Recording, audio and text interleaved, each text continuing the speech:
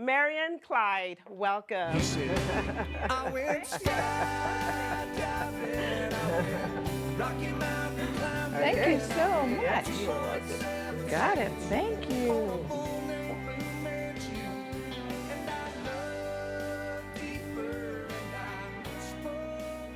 Hey everyone, I am so delighted that you are here. I am just thrilled to have this opportunity on this stage. And I just want to ask you a question. How many of you got a walk-away tip from Sylvia's talk? How many of you got something? If you did, say yes in the chat so we can see and we can celebrate her. I learned so much from her, and I learned so much from Dr. Ola as well. So look at those. Look, yes, yes, yes. Everybody got a walk-away tip from Coach Sylvia. It was so inspiring. And I'm delighted to be here and doing a talk on It's Time to Live Like You Are Dying. Really? What does that really mean? I'm wondering what it means to live like you're dying. Sure, you know, Tim McGraw wrote this great song about someone who got a diagnosis, gave him limited time. He sat back and he thought about it, and he knew he had a choice. He had a choice on how am I going to live my life now? What's left of it? Well, let me remind you that we can do this before we get a diagnosis. Without a diagnosis, we all have finite time. And so it is time to live like you're dying. And what I mean by that, I mean live a purposeful, productive life, like every minute counts, because it does. So when you're living a purposeful life, it's time to regroup. It's time to think about what your priorities are. It's time to kind of think about the things you like in your life, but those things that you don't like. Let's just start out asking yourself a couple of questions. Is there something in your life that gives you negativity in your thinking, negativity in your actions? Are there things you're angry about all the time? Are there things you're put off about? Are there things you're offended about? Are there things you dread coming up? Do you dread going to work? Does your boss kind of treat you disrespectfully? No matter how happy you are in your life, very often there's something over here that's kind of in your brain going, I wish I could change that. And then on the other hand, what would you really love? What would you love to have? What would you love to do? What would you love to travel? Where would you love to travel to? What would you like to create? What kind of relationship would you love to have? So start thinking about this kind of decision, because once you're aware of how you feel about something and something that needs a change, that's the very awareness that breeds change. That's the very awareness that will lead you over to what you love. So you'll start to take steps, and you'll start to take steps towards the direction of your future, because no one can live your life for you except you. No one can make the decisions in your life other than you. Let me ask you another question. I want you to put in the chat, is there any of you that have something in your life that you might like to change? Yeah, put yes, there you go, yep. Put some yeses in the chat. You have something you want to change.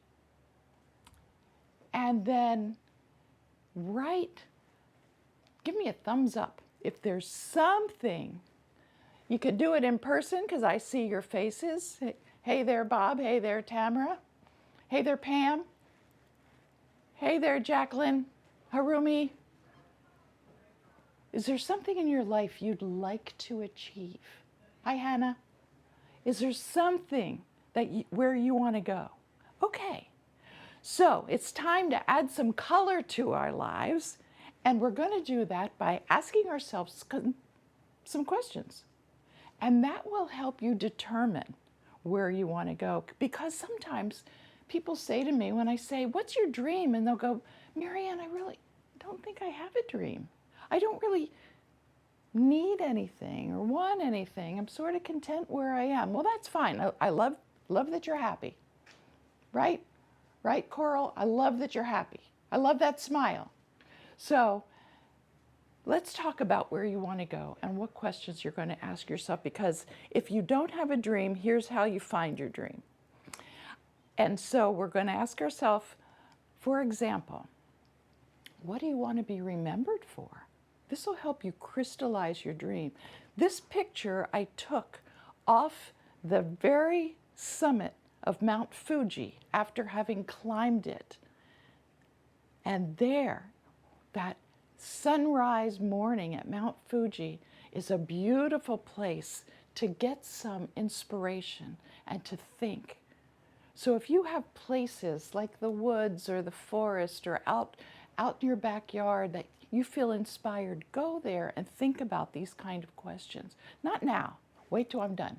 So then we want you to, what do you want to be remembered for? Do you want to be remembered for eradicating cancer?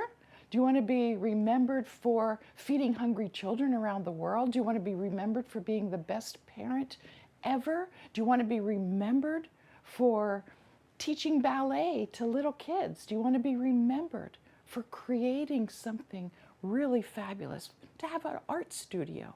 What is it you want to be remembered for? And then the next question we have is, so who do you want to be? How do you want to be? What kind of person do you want to be? This is my family, a picture of my family at my 70th birthday gala earlier this year.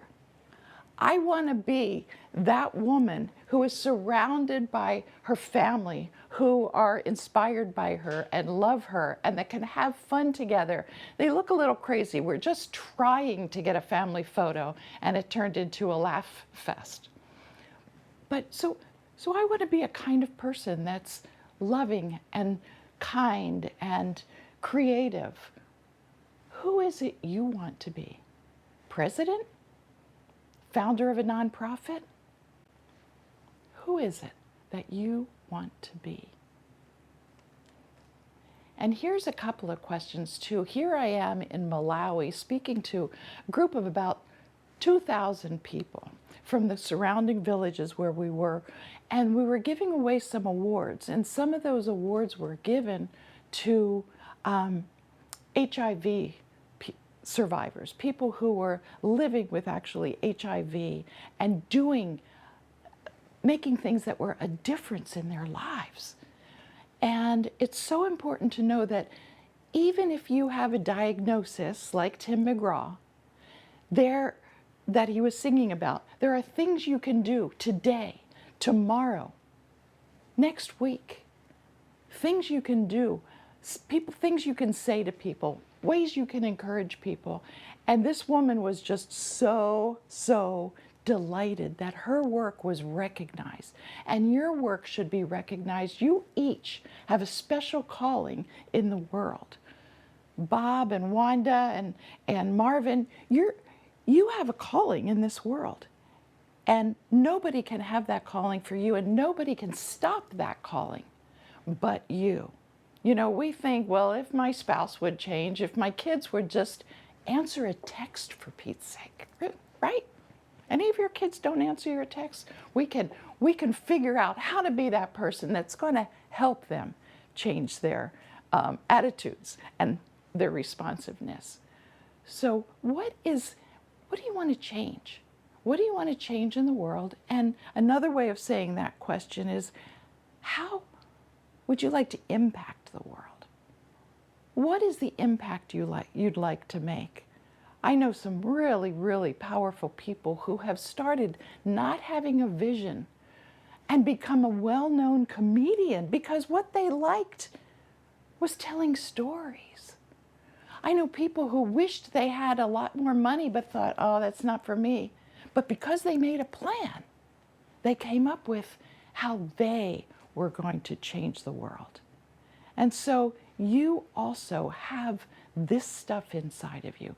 What would you like to change? Would you like to eradicate human trafficking? Would you like to start taking art lessons? Would you like to play the piano? There's one man I know that I think he was 70 or 80 before he started playing the piano. He started singing professionally. He started having art displays all around the world, and he never even painted before. This is a guy who decided, you know what? Time's not getting any longer for me, so if I want to do it, I have to do it today. And that's what I mean by living like you're dying. Make a decision to do something that's going to make a difference, leave a lasting legacy. And then there's always the question, yeah, how do I want to impact the world? The question, whom would you like to impact? Who is it that you want to make an impact on? Here, this is my Isn't She Amazing tribe at our very first summit that we had, empowering women around the world financially. You can see there's women of all kinds, all walks of life, all ages, all inspirational in their own way. These are the women I want to impact, but I also want to impact my family. Who do you want to impact? Drop a note in the chat. Who is it you want to leave an impact on? Who do you want to make a difference in their life? How would you like to inspire other people? Do you know that people are watching you? Whether you're trying to make an impact or not, people are watching you. People are inspired by you. Shelley, people are looking at you, trying to say, I want to be like her when I grow up. And it's just, Chandler, there's people out there that just say, that person just really impacts me. And so I'm going to do what they're doing. So it's important to be purposeful about your life and ask yourself these questions. So here's the most important question, all those questions are great. They help you quantify what it is you want, how it is you want to be, who it is you want to impact. But here's the question that you really need to keep in mind, and that is why. Why do you want to stop human trafficking? Well, because it's evil. Yeah, but why? Well, because there's people out there suffering. Yeah. But why do you want to change it? So don't let yourself get away with a quick, well, just because it's a good thing to do. I want you to double down on the reason. Why do you want to do it? Why do you want it? Not how so much, because the how will happen. You have everything within you to accomplish your desire. You are whole, perfect, and complete, lacking nothing. You just need the chutzpah to start moving forward and to know why. And here's the reason, is we all have paradigms. So as soon as we state our dream, that paradigm from your childhood about you'll never amount to anything. Remember that teacher in second grade? You will never be anything if you don't sit down and shut up. So, oh, you have that teacher too, Genevieve? Yes. And so we get our beliefs very often from things that we experienced before 6 years old. And those things stick with us and cause our behavior and inspire our behavior now. And so what I do when I speak and when I coach is always to help you unravel those paradigms, because you know as well as I do, they're not true. Maybe you couldn't when you were 3 years old do something that you want to do now, but you can now. And especially a lot of the women I work with are over 50, and I'm thinking now you have more time, more money, more network, more people in your more resources, more people in your radar that can help you do it. So know your why. Zero in on why am I going to do this? Because the why will stick with you even when the paradigms come to you. And so Carlene, you know what it's like. You start getting a doubt coming into your mind, and it's just, I'm going to quit. I'm not going to do it. But I'm telling you, that's the reason I'm here. That's the reason I stick with you, because I remind you of your why. And that's why coaches and support is so important, because it's easy to want to give up. Changing is hard. We're created to protect ourselves. We're created to stay comfortable. Those are our automatic reactions. But we're also created to create, with a co-creator of our own lives and the world we want to live in. So remember, you want to do that, but the other thing is too that you need to really get in your mind the visual and the sense of feeling. What happens 3 years from now when your goal, your whole new lifestyle is happened? How does that feel? What does it look like?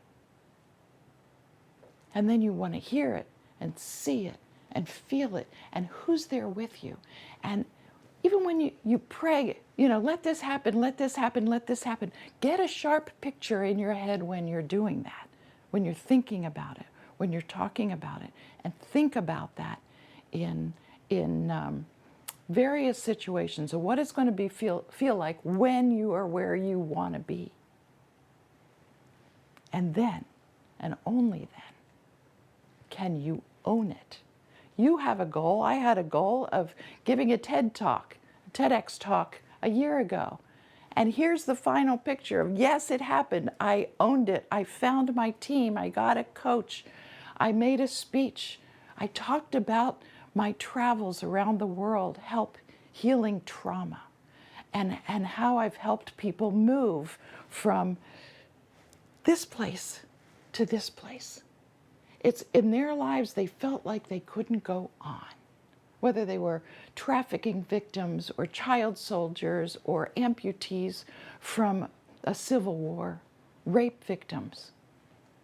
They found out that once they talked about it and began to heal, that they could actually choose their own destiny and not have to settle for anything less than their dream.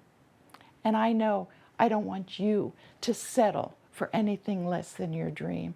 And so I have a gift for you that I want to remember to give you. So here it is on the screen, that this is an opportunity for a strategy session, to spend some time with me to take your dream in all the different categories that you want to make your dream come true. And just take a picture of the QR code and you'll go right to a calendar that helps you schedule time with me. And I will walk you through step by step, and I'll help you figure out how to tweak those paradigms so that second grade teacher no longer haunts you. Because you are worth it. You are whole, perfect, and complete.